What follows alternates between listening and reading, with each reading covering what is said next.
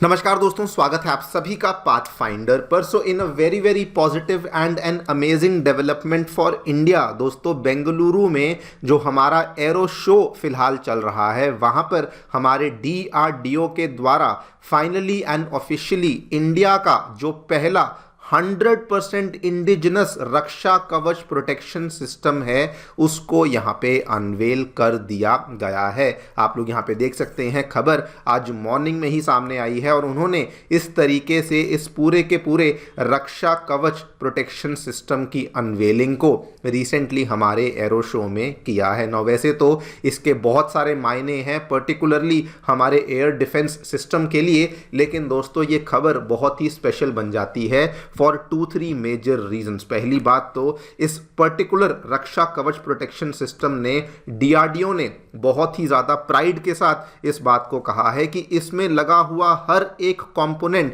फिर भले वो मिसाइल फायरिंग यूनिट हो, फिर भले वो बैटल मैनेजमेंट यूनिट हो, फिर भले वो हमारा रेडार डिटेक्शन यूनिट हो, किसी भी प्रकार का यूनिट, किसी भी प्रकार का जो कंपोनेंट है वो 100% इंडिजिनसली भारत ने अपने ही देश में उसको तैयार किया है। बल्कि DRDO ने इसकी पूरी की पूरी लिस्ट को भी यहाँ पे जारी किया है। आप लोग यहाँ से लेकर यहाँ तक देख सकते हैं, इसमें भले लगी हुई मिसाइलें, भले इसमें लगी हुई वार्निंग कंट्रोल सिस्टम्स, भले इसमें लगे हुए गन सिस्टम्स, किसी भी चीज़ का आप लोग नाम ले लीजिए, कुल मिला के उसको 100% इंडिया में ही बनाया गया है। और इसमें और भी खास बात यह है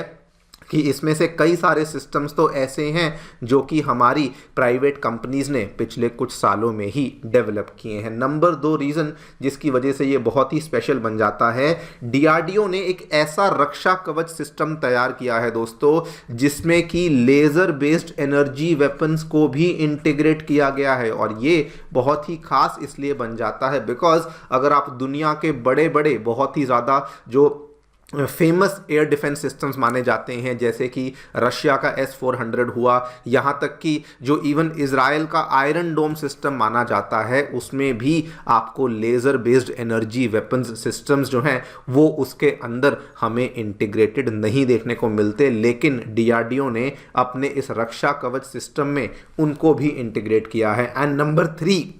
जो कि मैं समझता हूँ एक बहुत ही स्पेशल रीज़न है, वो ये है कि इवन अगर आप आयरन डोम के साथ भी इसकी तुलना करने जाएं तो दोस्तों यहाँ पर जो इज़राइल का आयरन डोम सिस्टम है, जिसको कि वो लोग बहुत लंबे टाइम से इस्तेमाल करते आए हैं, वो भी आपको बता दूँ that is also not 100% indigenous system. Israel बोलता तो यही है कि उसको हमारी जो इजरायली फर्म्स हैं, Rafael Advanced Defense Systems and Israel Aerospace Industries ने बनाया है, लेकिन दोस्तों इसमें ये एक ओपन सीक्रेट है कि इस आयरन डोम सिस्टम को बनाने में इजराइल की बहुत ज़्यादा जो मदद है वो अमेरिका के द्वारा करी गई है। एंड कई सारे जो कंपोनेंट्स हैं वो भी इजराइल को अमेरिका के द्वारा ही दिए गए हैं। लेकिन अगर हम हमारे DRDO के रक्षा कवच सिस्टम की बात करें तो इसमें एक एक कंपोनेंट हमने इसको इंडिजिनसली ही भारत में तैयार किया है। इसी पूरे रक्षा कवच सिस्टम के बारे में दोस्तों हम लोग बातचीत करने वाले हैं कि क्या एग्जैक्टली है ये सिस्टम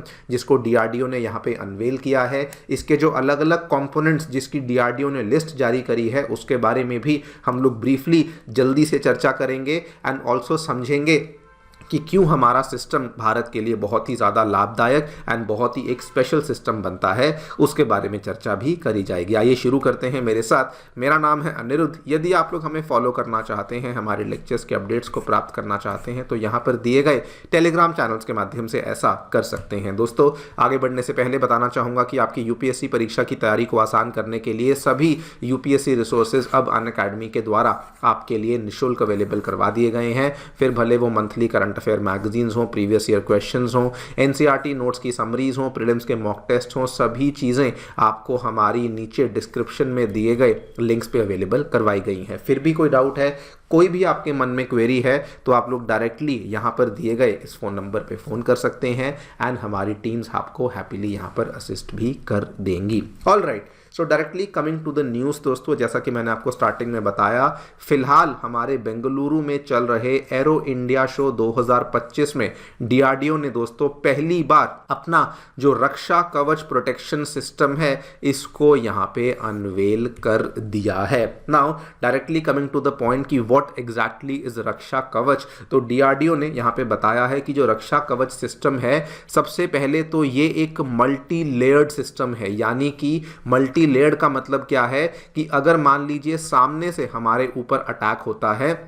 तो अलग अलग एरियाज में, अलग अलग लेयर्स में हम लोग उस अटैक से अपने आप को बचा सकते हैं। मान लीजिए हमें 500 किलोमीटर की दूरी पे कोई चीज़ आ रही है, उससे अपने आप को बचाना है, बचा सकेंगे। अगर कोई चीज़ 300 किलोमीटर की दूरी से आ रही है उसको बचा सकेंगे। कोई चीज़ यहाँ पे 100 किलोमीटर की दूरी पर आ रही है उससे भी अपने आप को बचा सकेंगे। ये मतलब होता है एक मल्टी लेयर्ड सिस्टम का। लेकिन डीआरडीओ ने कहा है कि ये केवल एक मल्टी लेयर्ड सिस्टम नहीं है, ये एक मल्टी डोमेन प्रोटेक्शन सिस्टम भी है। यानी कि अगर सामने से आने वाला जो थ्रेट है, अलग अलग किस्म के जो थ्रेट्स हैं, उनसे भी डीआरडीओ का ये सिस्टम जो है वो हमें बचाने में सक्षम यहाँ पर बनाया गया है। इसका जो बेसिक स्कीमेटिक है वो तो दोस्तों ये वैसे ही काम करेगा जैसे दुनिया में कोई भी सिस्टम काम करता है। कोई भी जो एयर डिफेंस सिस्टम होता है उसमें आपको बता दूं कुल मिला के 3 मेन यूनिट्स होते हैं। पहला यूनिट होता है रेडार डिटेक्शन यूनिट, जो कि डिटेक्ट करता है कि सामने से कोई मिसाइल है वो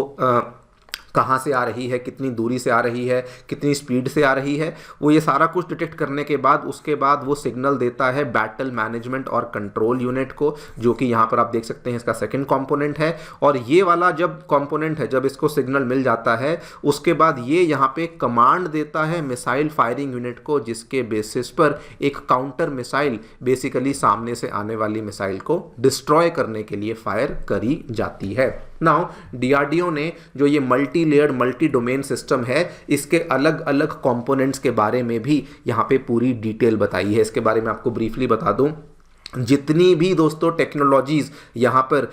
इंडिया ने अभी तक बनाई हैं, उन सभी टेक्नोलॉजीज़ को डीआरडीओ ने इस पर्टिकुलर रक्षा कवच सिस्टम के अंदर इंटीग्रेट कर दिया है। फॉर एग्जांपल आपको दिखाता हूँ। सबसे पहले ये वाला जो हमारा Netra airborne early warning and control system है, जिसको हम लोग AEWNC सिस्टम कहते हैं, ये आप यहाँ पे देख सकते हैं, इसको भी इसके अंदर इंटीग्रेट कर दिया है। नंबर 2, हमारे भारत फोर्ज कंपनी के द्वारा बनाई गई जो दोस्तों टैग्स गन होती है, इसको भी इसके अंदर इंटीग्रेट कर दिया है। यानी कि अगर सामने से आने वाला कोई ऐसा थ्रेट है जिसको टैग्स आर्टिलरी गन सिस्टम के साथ ही हम लोग डिस्ट्रॉय कर सकते हैं, तो वो भी हमने यहाँ पर इसके अंदर इंटीग्रेट कर दिया है। नंबर 3 पे ये आप यहाँ पे देखिए, रिसेंटली इवन हमारे एरो शो में भी अदानी डिफेंस और एरोस्पेस सिस्टम के द्वारा अपना D4 सिस्टम है जिसको यहाँ पर अनवेल किया गया, जिसको कि drone detect deter and destroy system कहा जाता है। इसको भी डीआरडीओ ने इसी रक्षा कवच सिस्टम के अंदर दोस्तों यहाँ पे इंटीग्रेट किया है, जिसमें कि ड्रोन को आप लोग डिटेक्ट कर सकते हैं एंड इवन सामने से आने वाले ड्रोन को डिस्ट्रॉय भी कर सकते हैं। उसके बाद अगर आगे बढ़ें तो अरुद्रा जो ground based multi mode 3D surveillance radar है, जो कि आप ये देख सकते हैं, इसको भी इसके अंदर इंटीग्रेट कर दिया गया है। और ये लिस्ट बहुत लंबी है हमारे। उसके बाद लाइट वेट टॉर्पीडोज हैं, इलेक्ट्रॉनिक वॉरफेयर सिस्टम है, इवन विशोरैड्स जो कि डीआरडीओ के द्वारा बार बार टेस्ट किया जाता है, ये आप देख सकते हैं विशोरैड्स, इसको भी इंटीग्रेट किया है कि मान लीजिए सामने से आने वाली कोई मिसाइल है, उसको मिसाइल के माध्यम से ही डिस्ट्रॉय करना है, तो वो भी इसके अंदर एकीकृत कर दिया गया है। और इवन यूग्राम जो असॉल्ट राइफल है, जिसकी अगेन आप तस्वीर यहाँ पे देख सकते हैं, रिसेंटली इसको अनवेल किया गया था, इसको भी इसके अंदर इंटीग्रेट कर दिया गया है। और ये लिस्ट चलती जाती है बिकॉज डीआरडीओ ने यहाँ पर ये कहा है कि हमने एग्जिस्टिंग टेक्नोलॉजीज को एक साथ मिला दिया है, जिसके बेसिस पर हमारे पास ये वाला जो